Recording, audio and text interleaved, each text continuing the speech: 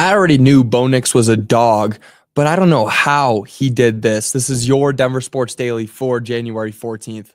The biggest stories, the latest news. It's Denver Sports Daily. Bo Nix dropped a bombshell yesterday, revealing that he's been dealing with an injury for the past several weeks. In Week 12 against the Raiders, you may remember Bo taking a few big hits, but one of those hits, or a few of them, led to 3 transverse process fractures in his back. And I know that's a big thing. Transverse process fractures, what is that? You hear fracture in the back, and it's not good. It's never good. But from my understanding, along your spine, you've got the little cubes that are your spine, and then around your cubes are things that kind of look like this. Apparently 3 of those were broken in his back. He was playing with a broken back since week 12. Now, Nix alluded to the injury after the game saying, "I'm good to go. I'm ready to roll." When he was asked about being placed on the official injury report, that's what he said. Now, the week after the injury was Monday Night Football against the Cleveland Browns, and clearly Bo didn't want to sit out for that. He didn't want to miss his first Monday night game, and he showed out in it. That's where he threw that 93-yard touchdown pass to Marvin Mims. Incredible play. You tell me to go throw that ball, I can't do that in the first place. You tell me to go throw that ball with a broken back, I'm telling you, you're crazy. Not a chance. This kid's a dog. Now, luckily, the Broncos had a bye week after that, and when he asked about the injury in locker room cleanup yesterday, Nix responded saying, "We were fortunate to have an off week that next week, and it kind of went away after that. But for the moment, it was annoying. But we all play with annoying things." Now, sure, I get it. You want to go out there and play for your guys, deal through injuries. But a broken back?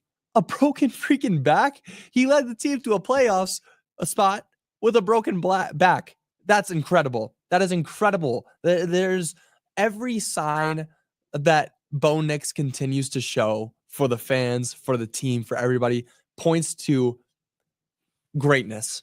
It points to greatness. This kid's going to be great. He really is. He led the team to the playoffs for the first time in 9 years, got a winning record for the first time in 8 years. Just incredible all around. And almost half of the season, he was playing with a broken back. A broken back. Like, that's not something that most players can just put aside. And sure, it wasn't like he broke vertebrae, but still, that's going to cause incredible discomfort and incredible pain and limit your movement. And he was able to succeed past that. He was able to go out there and win against that.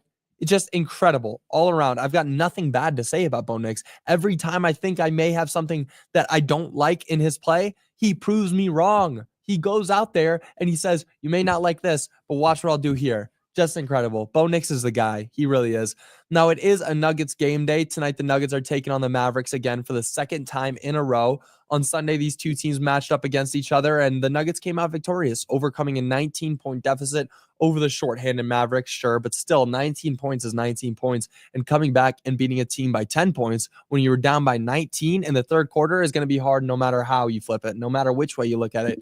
Now, the Nuggets have been cooking with oil, winning their past 3 games, and a big part of that has been Russell Westbrook. The Nuggets are 14-3 when he starts. He's been playing incredible. He's been playing amazing. Him and Jokic have been running the 2-man game like Jamal Murray and Jokic have been in the past years. Now, Jamal hasn't been there as much. He really hasn't. He's had his ups and downs. He's shined very bright in some games, and then some games, he's just not really there. Russell Westbrook has picked up the slack when Jamal is nowhere to be found. He really has. Russell Westbrook is a Hall of Famer. Let's stop looking at him like he's an old guy. This guy's a Hall of Famer. He's going to go out there and win. That's ingrained into his mental. He's going to go and win. And with him on the floor, the Nuggets are doing just that. They're winning. Now, the Nuggets are going into this game as 5-point favorites on the road. Their game tips off at 7:30 p.m. tonight, and that game is on TNT. So for those of you who have Comcast, you'll be able to watch it because that is going to be nationally televised. So very fun. I'm definitely going to be tuning in tonight. Now that the Broncos season is over, there's not much for me to watch other than the Nuggets and Avalanche. So hopefully we'll get a few wins. We'll carry out this stretch into the playoffs, and it'll be good. Like that's what we got to look forward to now. Is we got Nuggets and Avalanche playoffs, a draft in April. There's a lot of fun things to look forward to now that the NFL season is over. It is an Avalanche game day as well. The Avs have a chance to tie the Dallas Stars for third place in the Central Division tonight as they take on the New York Rangers. The Avs haven't been able to win or lose more than one in a row so far in 2025. They split every game so far, win, loss, win, loss. So if the pattern stands true, They should win tonight after their most recent loss to the Winnipeg Jets, where they were shut out 3-0. Now, the Avs are going into this game as 2-point favorites against a pretty mid Rangers team that's 20-20-2 so far this season. Their game will begin at 7 p.m. tonight, and Mackenzie Blackwood, that's all I could say. If the Avs want to win tonight, it's going to be on the back of him. Again, he's been incredible. He's played his heart out. He has really come in and taken in Denver. He has played for this city. He's played so hard. I said it, and I'll say it again. If the Avalanche win a Stanley Cup, I'm getting a Mackenzie Blackwood jersey. They got him for a few more years, so he's obviously going to be a big part of this team going forward, and that's another part of it you got to look at. The Avs are in their Stanley Cup window right now. They're in a championship window. What they needed to do was get a star who would fill their gap that they had, and their gap was wide in that goalie net. They had a huge problem in the goalie position, and they got Mackenzie Blackwood. They got Scott Wedgwood. They did what they needed to do, and then now they're moving. They're moving forward. They're looking like a team that can go out there and win a Stanley Cup. Now, that's where I'm going to leave that because I don't want to put anything bad in the air. I'm going to knock on wood, but the Avalanche are looking good right now. I wouldn't be surprised at all if they go out there and win the Stanley Cup. Now, the rumors of Deion Sanders leaving Colorado somewhat died off with the signing of 5-star QB recruit Julian Lewis, but now they're starting back up again. According to reports from Fox News, NFL Network, and ESPN, Coach Prime is being named as a top candidate for the head coach position in Dallas.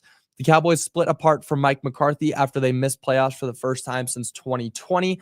And Deion already has a great relationship with the Cowboys and the owner, Jerry Jones. He has a long relationship with the city of Dallas as well, raising Shedeur Sanders just outside of the city.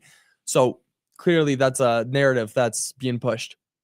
It really is. Deion could very, very well leave CU and go coach in a head coach position for Dallas with Jerry Jones for the team he used to play for. It wouldn't be ridiculous at all to see that. And from the standpoint of a fan of CU, that would really suck. It would really, really suck. But still, I could definitely see that happening. Now, Sanders currently has a 3-year deal with CU, but hasn't signed an extension and could choose to leave prematurely and be forced to pay the school $8 million, which honestly, Jerry Jones would most likely pick up because taking him out of that would be one of their responsibilities to pay that. But still, I don't want to see that.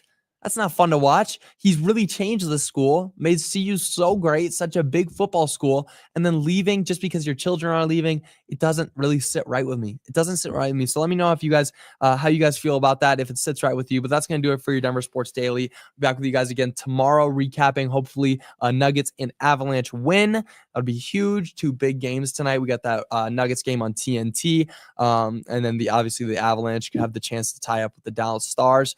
Huge games.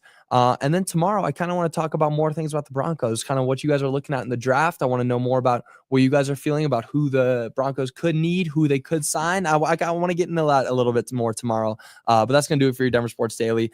I will see you guys all tomorrow. Until then, y'all have a great rest of your day. Bye, y'all.